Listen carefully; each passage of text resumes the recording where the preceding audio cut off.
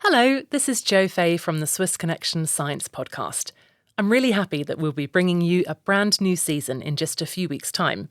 It's about longevity and other hot topics in medicine, like AI or gender-specific research. However, we're popping back up in your feed today because we've received the sad news that the former CERN director and experimental physicist, Herwig Schopper, passed away at the age of 101. In 2024, just before his 100th birthday, we had the chance to visit him in his home on Lake Geneva. We talked to him about some of his career highlights and his personal thoughts on research and what it can do for peace building. If you missed this episode then, you have another chance to listen to it now.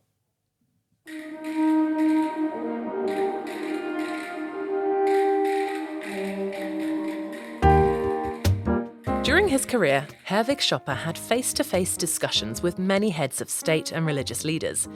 In the 80s, he was the Director General of the European Centre for Nuclear Research, known as CERN. He continued to work in the field that's now called science diplomacy and helped found the Sesame Laboratory in the Middle East. Like CERN, Sesame aims to build scientific and cultural bridges between different nations. Our science journalist, Zeno Zoccatelli, visited Schopper in his home on Lake Geneva earlier this year, just before his 100th birthday. Among the scientific breakthrough you were present when they were discovered or invented. There is one in particular that you cherish the most, that you remember, that was a particular emotion for you? Well, I was offered the job of Director General of CERN in 1980. And when I came to CERN, a machine which had been built by one of my predecessors was John Adams, was a collider, was a so-called the SPS collider, colliding protons and antiprotons. And that was at that time the machine providing the highest energies for collisions of particles and therefore providing a new window to penetrate into unknown areas of particle physics. And this machine had just started before I came. That was the first time that groups of about 100, 200 people got together and were doing these experiments. And one was under the guidance of Carlo Rubbia, he proposed it, and the other one by an Italian, and the other one by Pierre Dorila, a French physicist. But they're international collaborations. They were looking for new particles which had been predicted by theory and were basis of what we now call the standard model of particle physics. And these are the two particles, they have strange names, W1 and Z, the other one. They are particles, but at the same time, the carrier of a force which is very little known, the so-called weak force, the weak nuclear force. Nobody knows it probably, but nevertheless, it's one of the most important forces in nature, because without that force, there would be no energy production in the sun. We wouldn't have sunlight if there were not the weak force. So there was a prediction that the carrier of these weak forces should be two heavy particles which had not been produced yet, had not been seen yet. So this experiment came into operation, and indeed they found, after a few months, so on, they found first indications of these two particles. And this was very interesting. Of course, it was a sensation. But to tell you a story, at the time, Madame Thatcher came to visit CERN. And when she came, she said, "Look, I'm not coming as Prime Minister. I want to be treated as a fellow scientist." So I explained to her all the physics about these particles, and she was very interested. And at the end, she told me, "Look, if these particles are really detected, and before you go public, I would like to be informed by you that these particles has been found. I do not want to be informed by the press." So that's how it happened. A few months later, Carlo Rubbia and Pierre Dorila came and said, "Look, we are ready now." So I told them, "Look, you can organize a colloquium, but before I have to inform Mrs. Thatcher." And what I did, that happened. So they informed the public, scientific community about the discovery. That was immediately appreciated, and well, soon after, a year after, they got the Nobel Prize for that. So I was very happy that during all my time, CERN got the Nobel Prize for this discovery. I mentioned the visit of Mrs. Thatcher, but also the previous Pope, John Paul II, visited CERN. And he spent almost a whole day at CERN. I had the time to discuss with him the relation between religion and science. And I discussed with him whether there could be a conflict between science and religion. And we came to the conclusion, no, there cannot be a conflict. Because it depends what we call reality is different. You see, in physics, we call reality only phenomena which can be repeated, which means which can be verified at any time, at any place. If somebody comes and tells me, yesterday I made a big discovery, and I ask him, show it to me today, and he tells me today it doesn't work, I tell him, forget it. So that's the basis of exact science. Whereas in religion, it's completely different. Religion lives from revelation. Most of the founders of religion had a revelation, be Jesus or Mohammed, whatever. They all live from a certain revelation, which is a one thing, which cannot be repeated, which cannot be recapitulated so easily. So we agreed that science and religion are different aspects of reality which are complementary, not in contradiction, but complementarity. So we agreed with the Pope there cannot be this contradiction. Then I asked him, if that's true, why don't you rehabilitate Galilei? You know what his answer was? He said, I cannot do it, because there was no judgment by a Pope against Galilei. It was only the Inquisition at that time which was condemning him. And the succession of the Inquisition is now the Rota, and the president of the Rota was the German cardinal who later became Pope Benedict. So he said, you have to convince the cardinal to rehabilitate Galileo, which he did. And I think 3 years after his visit at CERN, Galileo was rehabilitated. So maybe thanks to you. So moving to the topic of science and science for peace. Nowadays, there are a lot of obstacles of scientific collaboration because of geopolitical reasons. What are we seeing now, for example, with the war in Ukraine, with the Russian scientists and the collaborations among countries that don't talk to each other? Is something that in your experience you have already seen, or is today's crisis are something new?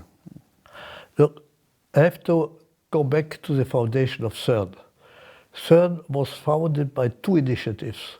One initiative came from the European scientists, physicists, who realized to be competitive with American colleagues, one had to unite all the forces in Europe. But there was a second initiative, which started by a Genevois, Denis de Rougemont, who called in 1947, I think it was, a meeting at Lausanne here, where he brought together for the first time after the war politicians from France, Italy, England and Germany, and we were discussing what could one do to bring people together in Europe to work peacefully together again. And after some discussion, they said, why not use science as a tool? Scientists are relatively objective people. Why not use science as a tool to do that? And these two initiatives were brought together under the umbrella of UNESCO later, and both were founding pillars of CERN. And CERN is the only organization, with, I come back to that later maybe, with one exception, that has in its convention written that it has two tasks. One task is to do excellent science, first-class science, but the second, to help to bring countries together. Science for peace, as it was called at that time. So that is a long tradition of CERN, and I must say that fascinated me in particular after I retired as Director General of CERN. I continued not with science, but to work in that field, which is now called science policy, and using the renommee and the success of CERN to really to help to bring countries together. And the first initiative which was started led to a laboratory. A laboratory is now set up called Sesame in Jordan. And believe it or not, the member states are not only Israel and Palestine, but also Egypt, but also Pakistan and even Iran. And in addition, Turkey and the Greek part of Cyprus. And according to the model of CERN, the governing body of that laboratory, like at CERN, is a council. And in the council, every country has two delegates. One delegate who is the government representatives, and the second one is the scientists. So in Sesame, around the table, like at CERN, are sitting government representatives of Israel, but even of Pakistan and Iran and others. I think it's the only organization where I can see where government representatives of Israel and Iran sitting around the same table, discussing peacefully what the problems, the real problems of the project are. And believe it or not, even with the difficulties of today in the Middle East, this laboratory still exists and works quite well. They have all kinds of problems because of the political situation, but it works. They're doing physics and they're working peacefully together. Going back to the science, it's now at CERN it's discussed the construction of the future Hadron Collider. I had a call with a friend of mine that is also a particle physicist, and I asked him, what would he ask you if he was there? And he said that he was jealous of you because you had fun all your life finding new particles. And he would say, and he said in a sense, does his generation, 30 years scientist, what can they expect from the future? Look, one of the problems of CERN is that we are doing basic research, fundamental research. And it's very hard to point out now immediately what is the benefit of society for the research we are doing. Because usually it takes at least 10, 20 years before results of basic research, let me say, go to the market, became industrialized. I can give you a very good example. The World Wide Web, the famous World Wide Web, was invented at CERN at the time when I was Director General. And it was not invented just because somebody had a good idea, but it was invented for the needs of CERN. As I mentioned, the CERN met at the disposal of outside users from the universities to do experiments at CERN. And nowadays, the data are taken there, the data, digital data are taken, stored, and now the people at the universities insist to get that data as soon back at home as possible, because the analysis of the data and extracting the real results takes usually months or even years. So when we built LAB, the tunnel for LAB, the question came up, what can we do to transmit the data as fast as possible from CERN to hundreds of universities? And for that purpose, the World Wide Web was created. The inventor, Bernard Lee, one day came to me and said, look, this is a development of CERN, so if you want to take a patent, CERN has a right to take it. Do you want to take a patent? And I investigated all the experts at the time. Here in Geneva, I asked people in Brussels and whatever you have, they all told me no. That's a network which is only interesting for your physicists. Nobody is interested. No interest. So I told Werner, please, we are not interested to take a patent. You can do with your invention whatever you want. He went to Brussels and tried to sell it to the EU. Same answer. Then he went to the United States, and there they were clever enough to start to market it. So that is an example how some spin-off from basic science is very important for society, but it takes some time. I'm sure in what we are doing now at CERN, what has been done at CERN during the last 50, 60 years, will be taught at schools very soon already now, in the coming years. Now to come back to your question, it's very hard to tell you what the immediate benefit would be, but in the long term, there would be a lot of benefit, I can tell you. Let's hope that the conditions are still... That was Herwig Schopper talking to our science journalist Zeno Zoccatelli.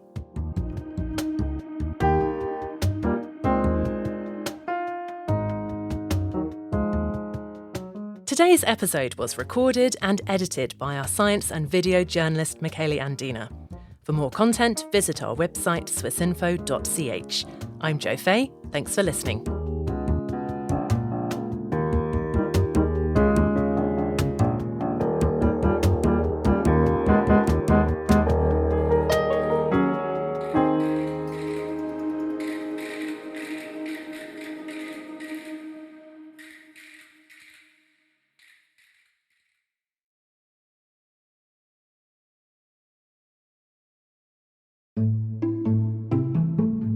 Hello, this is Imogen Folks from Swissinfo's Inside Geneva podcast. This summer, like last year, we're bringing you a fascinating series of summer profiles, starting with doctor, aid worker, and now journalist Tamam Aloudat. Can we afford to only put roofs over people's heads and do nothing about the system? If your house was bombed for the first time, I understand. If it was bombed for the 17th time, and instead of a house, you have a tarp, and instead of food, you have animal feed or grass to eat. Then later this month, we'll hear from international lawyer and candidate to be judge on the International Court of Justice, Dapo Akande. It's clearly the case that in far too many cases, international law is disregarded, and you only have to turn on the news to see that. What I do know is that actually international law is increasingly regarded as relevant. From now till September, we've got all sorts of amazing people to talk to, from an aid worker in Gaza right now to someone who started his career in Gaza 40 years ago. Join us on Inside Geneva, wherever you get your podcasts.